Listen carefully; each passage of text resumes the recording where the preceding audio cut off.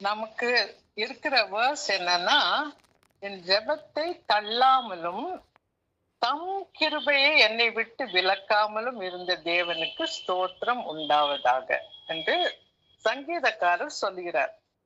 என் ஜெபத்தை தள்ளாமலும் தம் கிருபையை என்னை விட்டு விலக்காமலும் இருந்த தேவனுக்கு ஸ்தோத்திரம் உண்டாவதாக. தாவீதை பத்தி நம்ம பார்க்கும்போது என்ன சொல்லப்பட்டதுன்னா, இது பைபிள்ல இல்ல, ஹிஸ்டாரிக்கல் புக்ஸ்ல என்ன போட்டிருக்குன்னா, அவங்க அப்பா ஜெஸ்ஸி அவர் ஒரு அந்நிய பெண் மேல இஷ்டப்பட்டு அவள் மூலமாக பிறந்தவர் தாவீது. அதனால அவருக்கு மதிப்பே கொடுக்கல. அவரு தனியா போய் ஆடுகளை போய் பாருன்னு சொல்லி அனுப்பிட்டாரு. அதனால்தான் சாமுவேல் ஆண்டவர் சொல்லியிருந்தார்ல, கையில குப்பியை எடுத்துட்டு போ, ஈசாவுடைய வீட்டுக்கு போ, அங்கே நான் சொல்லுகிற மகனை ராஜாவா அபிஷேகம் பண்ணு என்று சொல்லியிருந்தார். இவர் வந்தப்போ தாவீது அங்கவே இல்லை. ஏன்னா அவனை விலக்கி வச்சிருந்தாங்க. ஆனா தாவீது தன்னந்தனியா அந்த ஆடுகளை மேய்க்கும் போது அவனை பார்த்தவங்க ஒரே ஒருத்தர் தான், அதுதான் நம்ம ஆண்டவர். எல்லாரும் வேலை செய்யறது, நம்ம எல்லாருமே வேலை செய்யறது ஆண்டவர் கவனிச்சுட்டே தான் இருக்கிறாரு. எங்களுக்கு வேண்டான்னு விலக்கி வச்ச தகப்பன் அவரு கேட்டாரு, வேற யாராவது இருக்கிறாங்களான்னு. ஒருத்தன் இருக்கிறான், அவன் ஆடு மேய்ச்சிட்டு இருக்கான், அவன் வரவே வேண்டியதில்லைன்ற மாதிரிதான் அவரு சொன்னாரு. ராஜாவாகிறதுக்கு என் பிள்ளைங்க எத்தனையோ பேர் இருக்கிறாங்க, அவங்கள ஒருத்தனை ராஜாவாக்கு, எங்கேயோ இருக்கிறான் அவன் இதுல கணக்கு இல்ல அப்படின்ற மாதிரி ஒரு எண்ணம் இருந்துச்சு எல்லாருக்குமே. மீதி பிரதர்ஸும் அதே போலதான் யோசித்தாங்க அப்படின்னு நம்ம பாக்குறோம் படிக்க படிக்க. இப்ப என்ன சொல்ல வரேன்னா, அந்த சங்கீதக்காரன் அந்த ஆடுகளை மேய்க்கும் போது அந்த ஆடுகளுக்கு எவ்வளவு உத்தரவாதத்தோட மேய்த்தார். ஆண்டவரை துதித்து கொண்டே இருந்தார். அந்த ஆடுகளுக்கு சரியான நேரத்துல அதுங்களுக்கு வேண்டிய சாப்பாடு, தண்ணி, படுக்கிறதுக்கு இடம் எல்லாத்தையும் தயார் பண்ணி கொடுத்தார். எதிராக எந்த அனிமல் வந்தாலும், சிங்கம் வந்துச்சு, கரடி வந்துச்சு, ஓநாய் வந்துச்சு, என்னென்னமோ வந்துச்சு, எது வந்தாலும், நரி கட்டாயம் வந்திருக்கும், அதெல்லாம் அவர் விரட்டி அடித்து தன்னுடைய ஆடுகளை தன்னுடைய பிள்ளைகளை போல அவர் பாதுகாத்தார். நம்மளை இப்படி துரத்திட்டாங்களே, நமக்கு என்ன வந்துச்சு? அதுங்க பாட்டுக்கு சாப்பிட்டுட்டு மேய்ஞ்சிட்டு போய் படுத்து தூங்கட்டும். ஏதாவது சாப்பிட்டு போனா அந்த இது ஏதோ ஒரு அனிமல் அதுங்களை பிடிச்சிட்டு போயிடுச்சுன்னா நம்ம போய் சொல்லிக்கலாம் அப்படின்ற எண்ணமே இல்லை அவருக்கு. அந்த ஆடுகள் எல்லாம் என்னுடைய ஆடுகள் அப்படின்னு உத்தரவாதத்தோட அவர் ஆடுகளை மேய்த்து கொண்டிருந்தார். அதே சமயத்துல ஆண்டவரோடு ரொம்ப நெருங்கி இருந்தார். அதே சமயத்துல ஆடுகளுக்கு எதிராக எந்த மிருகம் வந்துச்சுன்னா கூட தனக்கு மிஞ்சின மிருகத்தோட போர் செய்யறதுக்கு கூட ஆண்டவர் தாவீதுக்கு எல்லா உதவியும் கொடுத்தார். நம்ம யோசிக்கலாம், இது சின்ன வேலை தானே, சும்மா வீட்டுல இருக்குது, துணி துவைக்கணும், சாப்பாடு செய்யணும், பிள்ளைங்களை பாத்துக்கணும், அவ்வளவுதானே இருக்குது, நம்ம செய்யறது என்ன? யாராவது கேட்டா கூட நான் ஆபீஸ்ல போய் இந்த வேலை செய்யறேன், நாம் அதுல ஆஸ்பத்திரியில போய் ஒரு டாக்டரா ஒரு நர்ஸா இருக்கிறேன் அப்படின்னு சொல்றதுல ரொம்ப பெருமை மனுஷருக்கு, அதுல தப்பு இல்லை. ஆனா அதே சமயத்துல வீட்டுல இருக்கிற பெண்மணிகள் எவ்வளவு கஷ்டப்பட்டு வேலை செய்ய வேண்டியதா இருக்கு. கஷ்டம் மட்டும் இல்ல, அது ஒரே வழியை திருப்பி திருப்பி திருப்பி திருப்பி செய்யணும். மனாட்டனின்னு சொல்லுவாங்க. ரொம்ப நேரம் ஒன்னையே செஞ்சுட்டு போர் அடிக்கும் அப்படின்னா கூட அது செஞ்சாதான் வீட்டுல சுபிட்சம் உண்டாகும். அதுதான் பிள்ளைகளுக்கும் கணவருக்கும் நன்மையான காரியம். அதுக்கு எவ்வளவு கஷ்டம் யோசித்து பாருங்களேன். கஷ்டம்னா பிசிக்கல் கஷ்டம்னு இல்ல, ஆனா அதே சமயத்துல அதையே திருப்பி திருப்பி செய்யறது அவ்வளோ இன்ட்ரெஸ்டிங் கிடையாது மனுஷருக்கு. அது மாதிரி நிறைய காரியத்தை அது நம்ம செய்ய வேண்டியது இருக்கும் வீட்டுல இருக்கும்போது. அதனால எல்லா வேலையும் நம்ம ஆண்டவர் கண்காணிக்கிறாரு. நம்ம ஆண்டவரோட எப்பொழுதும் கூடவே இருக்கணும், அவரை தொழுது கொண்டே இருக்கணும். இதுல என்ன சொல்லப்பட்டிருக்குன்னா,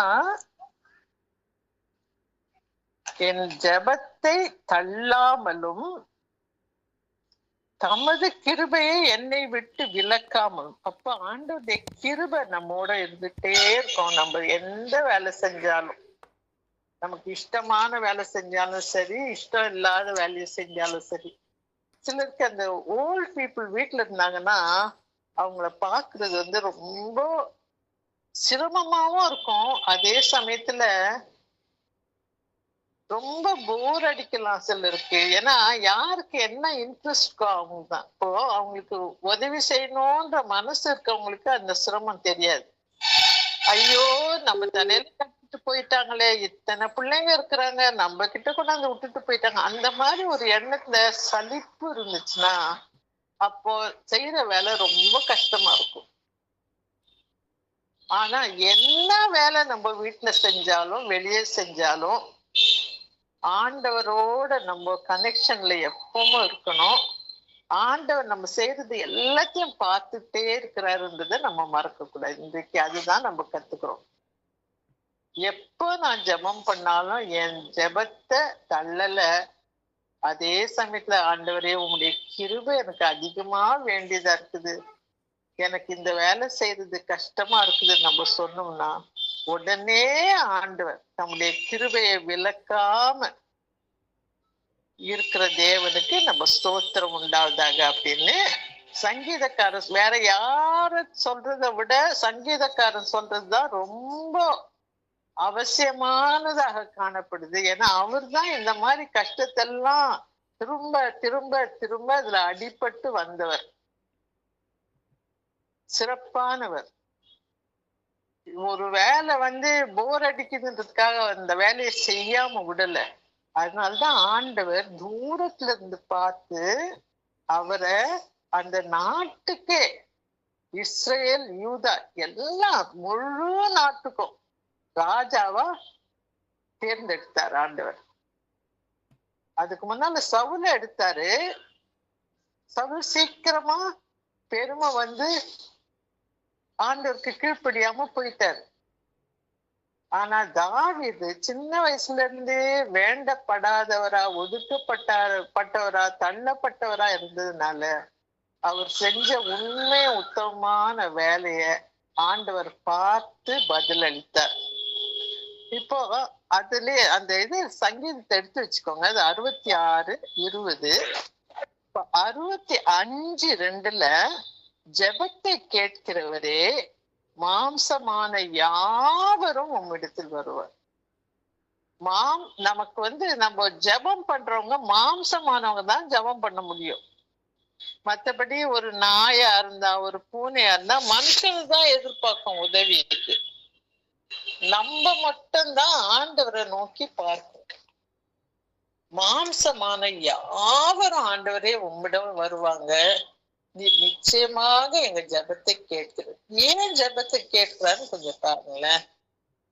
இப்போ நம்ம ஆண்டவர் நம்மோட பேசும்போது அவர் சொல்றது நம்ம கேட்கறதுக்கு எப்பவுமே கேட்போம்னு நம்ம சொல்ல முடியாது.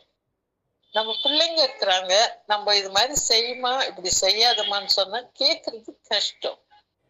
கேட்டு முதலாவது காது கொடுக்கணும், ரெண்டாவது அதை கேட்டு அதுக்கு கீழ்ப்படியணும்.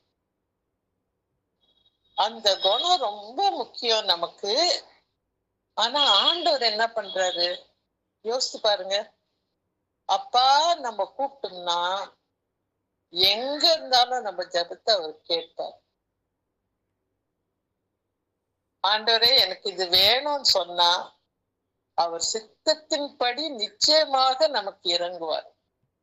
நம்ம எங்கேயோ மாட்டிட்டு அப்பான்னு குரல் கொடுக்குறோம்னு வச்சுக்கோங்களேன், உடனே வந்து நமக்கு கை கொடுத்து நம்மளை தூக்கி விடுவார். அவர் வந்து என் ஜெபத்தை கேட்கணும், ஆனா எனக்கு அவர் சொல்றதை கேட்கறதுக்கு இஷ்டம் இல்லைன்னு நம்ம சொல்லலாமா? பெற்றோரும் அதே போலதான். பெற்றோரும் ஆண்டவரும் ஒரே மாதிரி இருக்கிறனால்தான் ஆண்டவர் சொல்லியிருக்கிறாரு, நீ உன்னுடைய தகப்பனையும் தாயையும் கட்டாயம் அவங்க சொல்றதை கேட்கணும்.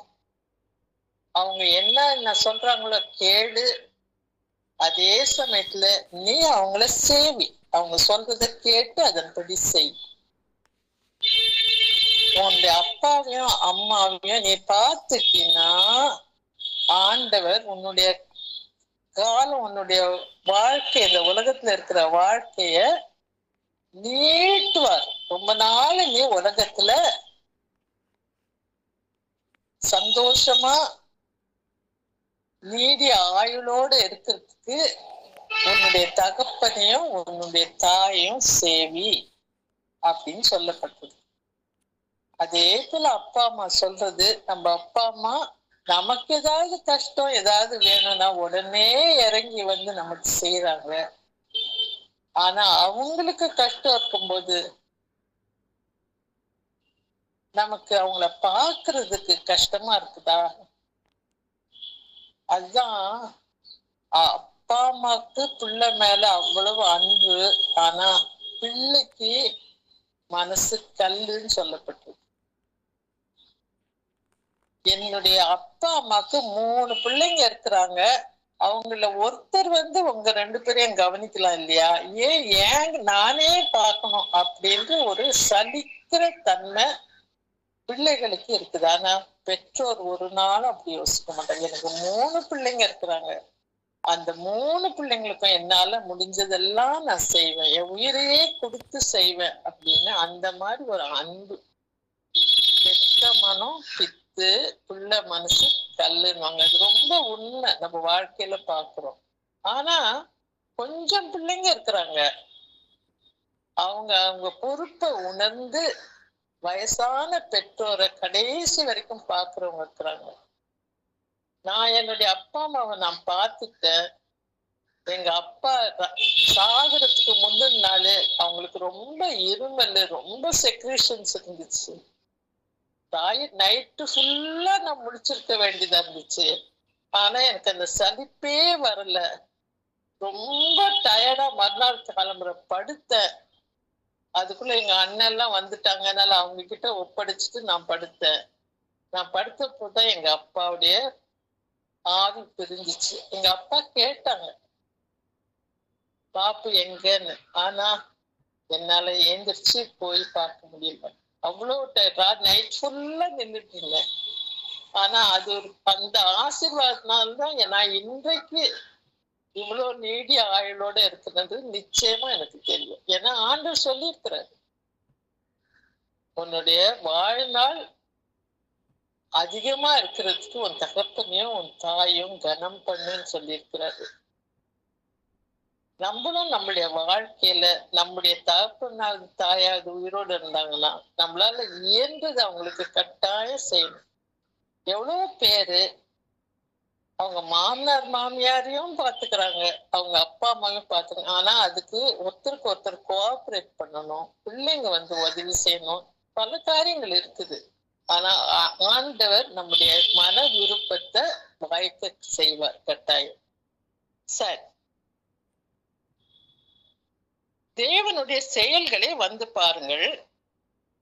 தேவன் வந்து எகிப்துல இருந்து அந்த மக்களை கூட்டிட்டு வரும்போது அந்த மக்கள் எவ்வளவோ அழுதாங்க இல்லையா ஆண்டவர்கிட்ட. அப்போ ஆண்டவர் எங்கேயோ இருந்த மோசையை கூப்பிட்டு, மீதியான் தேசத்துல இருந்த மோசையை கூப்பிட்டு, எகிப்திலே என்னுடைய பிள்ளைங்க படுகிற கஷ்டத்தை நான் அறிவேன், அவங்க அழுகிற குரலை நான் கேட்கிறேன், நீ போய் அவங்களுக்கு உதவி செய்ய அவங்களை வெளியே கூட்டிட்டு வான்னு சொன்னார்.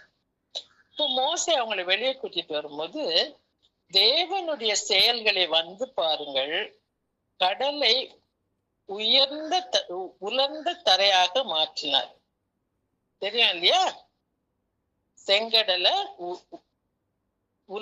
உலர்ந்த தரையாக மாற்றினார். ஆற்றையும் கடலையும் கால்நடையாக கடந்தனர். கேள்விப்பட்டிருக்குமா? யோசிச்சு பாருங்க. ஒரு கடல்ல நடுவுல நடந்து போக முடியுமா? ஒரு ஆற்றுல நடுவுல நம்ம நடந்து போக முடியுமா? அங்கே அவரில் களி கூர்ந்தோம். அவர் தம்முடைய வல்லமையினால் என்றென்றைக்கும் அரசாளுகிறார். அதனால துரோகிகள் தங்களை உயர்த்தாதிருப்பார்களாக. ஜனங்களோ நம்முடைய தேவனை ஸ்தோத்தரித்து அவரை துதிக்கும் சப்தத்தை கேட்க பண்ணுவார். அவன் நம்முடைய கால்களை தள்ளாட ஒட்டார். நம்முடைய ஆத்துமாவை உயிரோடே காக்கிறார்.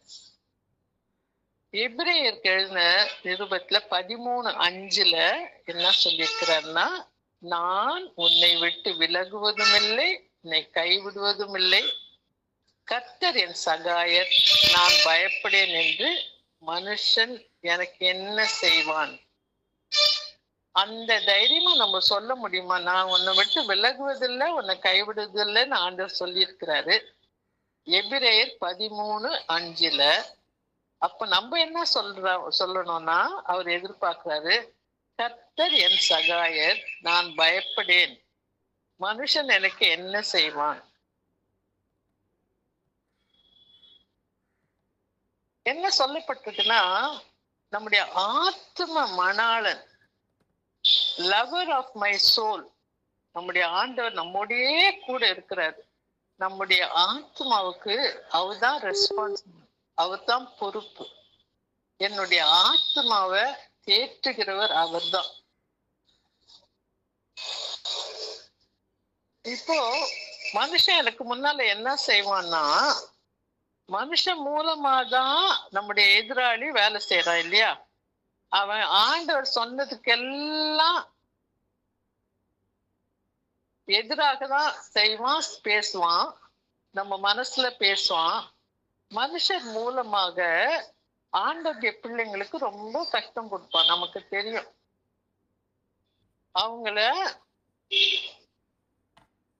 அவங்களுக்கு ஜோசியம், மந்திரம், பயமுறுத்தல், பாம்பு போல பல காரியங்கள், பாம்பு கடிச்சிட்டு போற மாதிரி அவன் யாரையாவது வச்சு கடிக்க வைப்பான், நம்மளோட சண்டை போட வைப்பான், யாராவது நம்மள மடங்கடிக்கணும்னு பார்ப்பாங்க. நான் சொல்றது நீ செஞ்சுதான் ஆகணும், நீ கீழ்ப்படி அப்படின்னு ஆண்டவருக்கு விரோதிகள் நம்மளை பயமுறுத்துவாங்க. அப்போ இந்த மந்திரங்கள், ஜோசியங்கள்லாம் வரும்போது, நம்ம எகிப்துல நம்ம பார்த்தோம் இல்லையா? அவங்க மோசேயுடைய காரியத்துல பாம்பு பார்த்த போது அவங்களும் பாம்பு செஞ்சாங்க, அவங்களும் தவளைகளை உண்டாக்குனாங்க. அதெல்லாம் சில சமயம் உண்மையாவும் இருக்கும். ஏனென்றால் நம்மளுக்கு எதிராளி தனியா இல்ல, அவனுக்கு நிறைய ஆவிகள் கூட உதவி செய்து. அந்த ஆவிகள் ஆண்டவர் விரோதமான காரியங்களை செய்யும், ஆண்டவர் செய்யற மாதிரி நன்மையான காரியங்களை மாதிரி செய்யும். ஆனா அது தீமையான காரியம் தான் இருக்கும். கடைசியில நம்ம பார்க்கும்போது நன்மை போல இருக்கும். ஆனா நாள் ஆக நம்ம கண்டுபிடிப்போம் இது நன்மையான காரியம் இல்லை. சங்கீதக்காரர் சொல்றார், தேவரீர் எங்களை சோதித்தீர், புடமிட்டீர், வெள்ளியை போல புடமிட்டீர், வலையில் அகப்படுத்தி இடுப்பில் அழுத்தமான பாரத்தை ஏற்றினீர். இப்போ மக்கள் ஒரு நாட்டுல இருந்து இன்னொரு நாள அடிமையா போகும்போது இதெல்லாம் நடக்குது. நாம் வெள்ளியை போல புடமிடப்படுவோம், வலையில மாட்டிக்குவோம். அப்புறம் நமக்கு அழுத்தமான பாரத்தை நம்ம இடுப்புகள்ல ஏற்றுவார். தீயையும் தண்ணீரையும் கடந்து வந்தோம், செழிப்பான இடத்தில் எங்களை கொண்டு வந்து விட்டீர். சர்வாங்க தகன பலிகளோடே உமது ஆலயத்தில் பிரவேசிப்பேன். இப்போ ஆண்டவர் இவ்வளவு நன்மை, இவ்வளவு கஷ்டத்து நடுவுல செழிப்பான இடத்துல எங்களை கொண்டு வந்து சேர்த்தாரே. வழியில எவ்வளவோ கஷ்டப்பட்டாங்க அந்த மக்கள் எல்லாம். கடைசியில அவர் கொண்டாந்து பாலும் தேனும் ஓடுற இடத்துல கொண்டாந்து விட்டாரு. அப்போ ஆண்டவரே, என்னை இந்த கஷ்டமான நிலைமையில இருந்து, அடிமை வாழ்க்கையில இருந்து என்னை காப்பாற்றினீரா. அப்படியானா நானு நீர் எங்க போனோம், நான் சேரணும்ன்ற இடத்துக்கு நீ கொண்டு வந்து சேர்த்த உடனே உமக்கு சர்வாங்க தகன பலியை நான் உமக்கு கொடுக்கிறேன். ஆண்டவரே, நான் இது செய்யறேன், என்னால இயன்றது செய்யறேன் அப்படின்னு நம்ம வேண்டி கொண்டோம். ஆண்டவர் என்ன சொல்றாருன்னா, நீ அனாவசியமா நீ ப்ராமிஸ் பண்ணவே வேண்டியதில்லை, சத்தியம் பண்ணவே வேண்டியதில்லை. நீ ஆண்டவருக்கு ஏதாவது கொடுக்கணும் அப்படின்னு மனசார நீ விரும்பினா, நீ ஆண்டவரோட உடன்படிக்கை பண்ணினா அதை கொடுக்காம இருந்துடாத. ஏன்னா ஆண்டவர் அதை எதிர்பார்ப்பார். நீ செய்யலன்னா பரவாயில்ல, நீ எப்போ ஆண்டவர்கிட்ட போய் ஆண்டவரே நான் இது உமக்கு செய்யற ஆண்டவரே, சின்னதா இருக்கலாம் பெருசா இருக்கலாம் எதுவாகவும் இருக்கும், அப்படின்னு நம்ம ஆண்டவரோட உடன்படிக்கை பண்ணோம் என்றால் அதை செய்யாம விட்டுறாத. ஆண்டவருக்கு அது ஒரு பெரிய பாவம் ஆயிடும் ஆண்டவருக்கு முன்னால. நீ சத்தியம் பண்ணணும்னு ஆண்டவர் கேட்கல, நீ ஆண்டவருக்கு ப்ராமிஸ் பண்ணணும், நான் இது செய்யறேன் அது செய்யறேன்னு வேண்டிக் கொள்ளணும்னு சொல்லல ஆண்டவர். நீயே மனசு முழு மனசோட ஆண்டவரே நான் இந்த இக்கட்ல இருக்கிறேன்னே, என்னை காப்பாற்றுனீரா என்றால் நான் உமக்கு கொடுக்குறேன் அப்படி சொல்லிட்டு நான் கொடுக்கலன்னா என்ன அர்த்தம்? ஆண்டவர் நம்மளை காப்பாத்தல, நம்மளே எந்திரிச்சு வந்துட்டோம்னு அர்த்தம். ஆண்டவனை காப்பாற்றி இருக்கிற வரைக்கும் நீ என்ன ஆண்டவர்கிட்ட நேர்ந்து கொண்டாயோ அதற்கு நீ உண்மையா அதை செலுத்துறது தானே சரி. அப்படி செலுத்தாம மட்டும் இருந்துற. நீ நேர்ந்து கொள்ளாட்டா பரவாயில்ல, நீ நேர்ந்து கொண்டாயானால் நீ செலுத்தலைன்னா ஆண்டவருக்கு பிரியமா இருக்காது. அவர் என் ஆத்துமாவுக்கு செய்ததை அவரை நோக்கி என் வாயினால் கூப்பிட்டேன், என் நாவினால் புகழப்பட்டார். என் வாய் என் கஷ்டத்துல என்னுடைய தேவையில ஆண்டவரை நோக்கி கூப்பிட்டுச்சு. அவர் என்னுடைய நாவோ அவரை புகழ்ந்து கொண்டே இருக்கிறது. என் இருதயத்தில் அக்கிரம சிந்தை கொண்டிருந்தேனானால் அவர் எனக்கு செவி கொடார். என் இருதயத்துல அக்கிரம சிந்தை இருந்துச்சுன்னா வெளியே தெரியாது, ரொம்ப நல்லவங்க மாதிரி இருப்போம், ரொம்ப அன்பானவங்க மாதிரி இருப்போம், ரொம்ப உதவி செய்யறவங்க மாதிரி இருப்போம். வெளியே உதவி செய்வோம், ஆனா மனசுல ஐயோ இது நாசமாக கூடாதா, இவங்க ஏன் தான் நம்ம உயிரை வாங்குறாங்களோ அப்படின்னு நம்ம ஒருவேளை யோசிக்கலாம். அதை போன்று வெளியே உள்ளொன்று வைத்து புறமொன்று பேசுவதை ஆண்டவர் வெறுக்கிறார். என் மனசுக்குள்ள மனுஷனுக்கு தெரியாத அக்கிரம சின்ன தாவீதுக்கு அப்படி இல்லை. அதனால்தான் man after my own heart ஆண்டவர் அவர் சொன்னார். என்னுடைய இருதயத்துக்கு ஏற்ற பிள்ளைன்னு சொன்னார் அவரை பத்தி. அவர் உள்ளே வச்சுட்டு வெளியே பேசினவரே கிடையாது. அது போல அந்த பரிசுத்தத்தை நம்மளும் நாடணும். மத்தவங்க நம்ம முகத்தை மட்டும் பாக்குறாங்க, இருதயத்தை பார்க்கலன்றதுக்காக உள்ள மற்றவங்களுக்கு விரோதமான பல எண்ணங்கள், வெறுப்பு, விரோதம், கோபம், நிஷ்டூரம் எல்லாம் மனசுல வச்சுட்டு வெளியே நல்லவங்க மாதிரி நடக்கிறது ஆண்டவர் வெறுக்கிறார். என் ஜெபத்தை தள்ளாமலும் தமது கிருபையை என்னை விட்டு விலக்காமலும் இருந்த தேவனுக்கு ஸ்தோத்திரம் உண்டாவதாக. ஆமேன். முடிஞ்சிச்சுமா?